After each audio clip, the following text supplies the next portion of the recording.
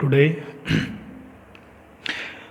we have some applications of evaporation. Last time आपने evaporation को study किया था, एक बार repeat कर देता हूँ मैं. What is evaporation? Evaporation is the process of conversion of liquid into vapor state. Means आपके पास अगर कोई लिक्विड्स है, लिक्विड किस में कन्वर्ट हो जाएगा? वेपर स्टेट में, या आप बोल सकते हो गैसियस स्टेट के अंदर. अगर वो कन्वर्ट होगा that means there will be a change in a state, and whenever there is a change in state whether it is solid to liquid और liquid to gas, there will be requirement of latent heat. So अब आपको ये पता है कि भाई जैसे ही आप लेटेंट हीट प्रोवाइड कराते हो, लेटेंट हीट प्रोवाइड कराते ही स्टेट क्या हो जाएगी? चेंज. सॉलिड है तो किस में कन्वर्ट होगा? लिक्विड में. और लिक्विड है तो किस में कन्वर्ट हो जाएगा? गैस में या वेपर स्टेट में. So we can say that latent heat must be supplied.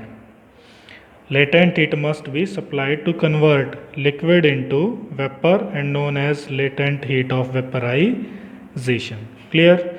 सो अभी आपको पता लग जाएगा कि लेटेंट हीट क्या है. पहले भी स्टडी किया था हमने. Latent is the amount of heat required to change the state of a object.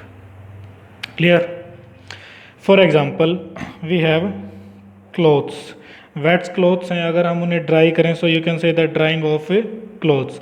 जितने भी क्लोथ्स हैं अगर हम उन्हें वॉश करके ड्राई अप करते हैं तो कहाँ रखेंगे हम उन्हें? इन द सनलाइट, धूप में रख देंगे. उससे क्या होगा? The liquid gets converted into vapours. Liquid जो होगा, वाटर जो होगा, वो वेपर्स में कन्वर्ट हो जाएगा, और जैसे ही वेपर्स में कन्वर्ट होगा clothes get dry up. Second we have rain water puddles dry up. Rain drop जो होंगे या पडल्स जो होंगे वो ड्राई अप हो जाते हैं अगर वो कहाँ पे रखे रहें? लाइट, सनलाइट के अंदर, ओपन इन्वायरमेंट के अंदर. Evaporation of petrol present in open container, even whether it is petrol, perfume,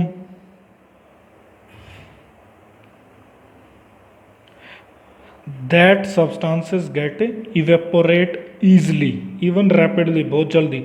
petrol को आप ओपन इन्वायरमेंट में रखोगे, ओपन कंटेनर में रखोगे, दैट गेट इवेपोरेट, उड़ जाएगा वो. क्लियर? सो ये सब किसके एग्जाम्पल हैं? आपके इवेपोरेशंस की. डेली लाइफ में और भी बहुत ज़्यादा एग्जाम्पल होते हैं आपके इवेपोरेशन के. अब इवेपोरेशन की जो रेट है, रेट ऑफ इवेपोरेशन, वो किस किस पे डिपेंड करेगी? वो डिपेंड करती है बेसिकली 4 फैक्टर्स पे. फर्स्ट फैक्टर आता है हमारे पास temperature of liquid. Rate of evaporation depends upon temperature of a liquid. More is the temperature of liquid, more will be the rate of evaporation. More is the rate of temperature of liquid, more is the rate of evaporation. Means जितना ज़्यादा आप temperature बढ़ाओगे किसी भी liquid का, उतना ही ज़्यादा उसके evaporation की रेट बढ़ेगी. For example you have milk. Milk को आप अगर हीट करते हो, जितना ज़्यादा आप मिल्क का टेम्परेचर बढ़ाते जाओगे वो इवेपोरेट होना स्टार्ट हो जाएगा, और एट लास्ट आपके पास क्या बचेगा? एक सॉलिड रेजिड्यू, जिसको हम in the form of sweet भी यूज़ कर सकते हैं. वाटर लो. Water also get evaporate. जब आप वाटर को बॉयल करना स्टार्ट करोगे, जितना ज़्यादा आप टेम्परेचर बढ़ाते जाओगे 100 डिग्री सेल्सियस पे जाके वाटर बॉयल होना स्टार्ट होता है, एंड जो स्टीम कन्वर्ट होगी that is evaporated form of water. Second we have surface area of liquid. Liquid का सरफेस एरिया जितना ज़्यादा बढ़ाओगे रेट ऑफ इवेपोरेशन उतनी ज़्यादा होगी. बी. ए कंटेनर के अंदर आपका पेट्रोल है, बी कंटेनर के अंदर भी आपका पेट्रोल है. अगर कंटेनर आपका बड़ा है, सो बड़ा होगा तो सरफेस एरिया ज़्यादा. मोर is the surface area, more will be the rate of evaporation. और एग्जांपल ले सकते हो, यू हैव मिल्क और कप ऑफ टी. हॉट है, आप इसे कप में लीजिए, आप इसे एक प्लेट के अंदर लीजिए, रेट ऑफ इवेपोरेशन किस में ज़्यादा होगी? प्लेट के अंदर as compare to a cup. So more is the surface of area of liquid, more will be evaporation. Next we have humidity. What is humidity? Humidity is amount of water, या आप बोल सकते हो moisture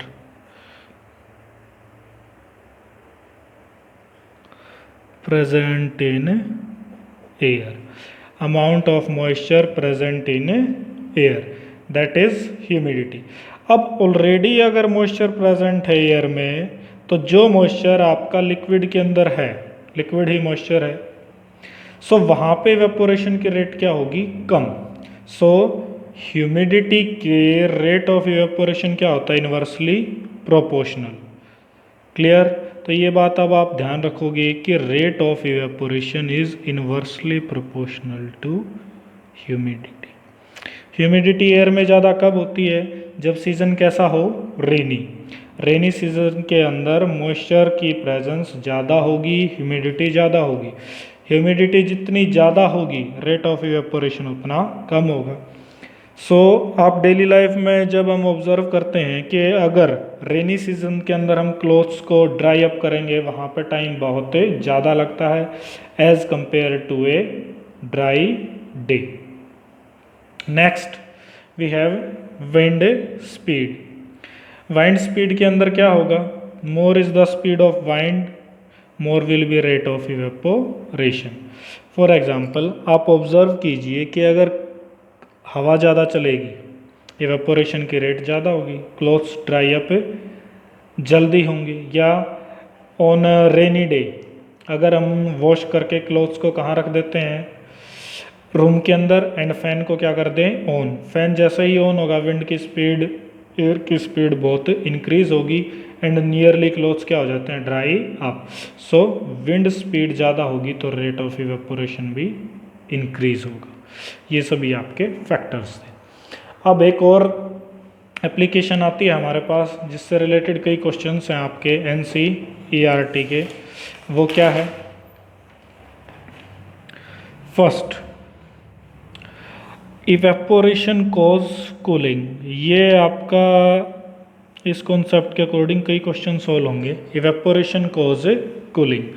एक concept को बस अच्छे से समझ लो कि भैया इवेपोरेशन है क्या. लिक्विड किस में कन्वर्ट होगा?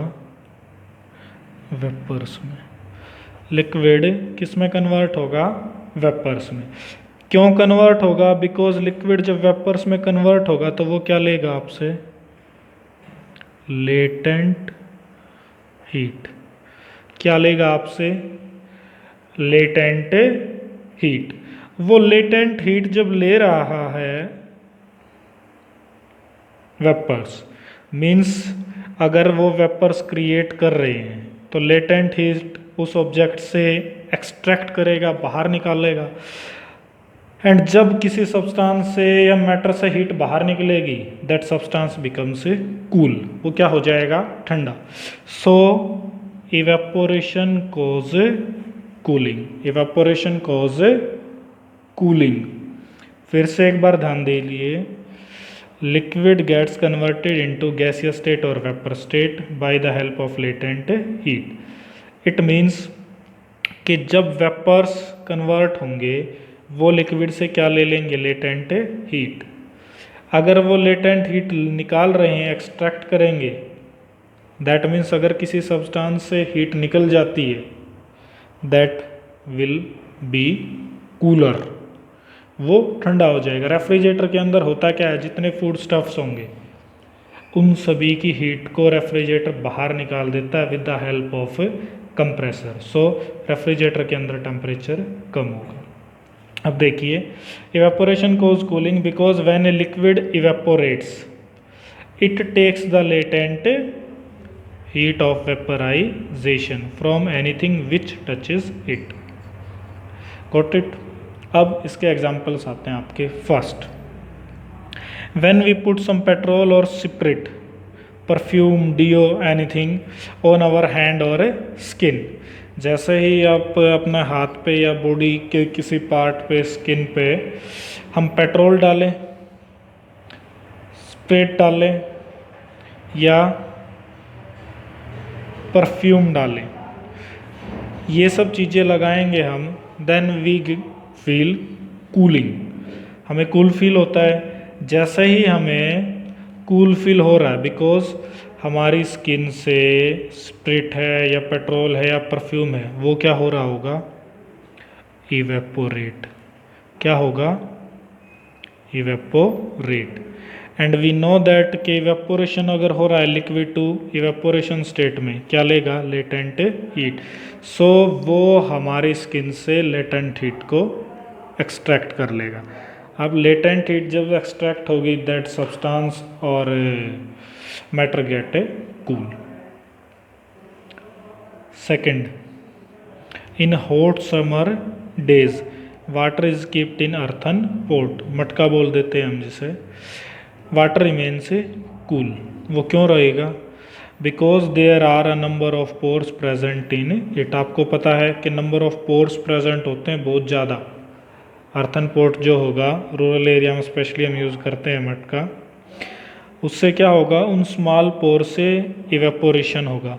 आपको ये चीज़ ध्यान रखनी है, whenever there is evaporation it will cause cooling, evaporation cause cooling. ऐसा ही थर्ड, स्वेट जब होता है हमारे पास, पसीना जब बॉडी से निकलेगा, and whenever there is a wind speed, आपको पता है भाई जैसे ही हमें हवा लगती है पसीना आने के बाद body feel cools. Reason is what, because जो बॉडी के अंदर स्मॉल पोर्स प्रेजेंट हैं उनसे स्वेट बाहर आएगा पसीना, and that sweat get evaporate whenever there is a wind speed. हम फैन के नीचे जाएंगे या ओपन एरिया में भी अगर जाएंगे, that will cause cooling, because whenever there is a evaporation it mean it cause cooling.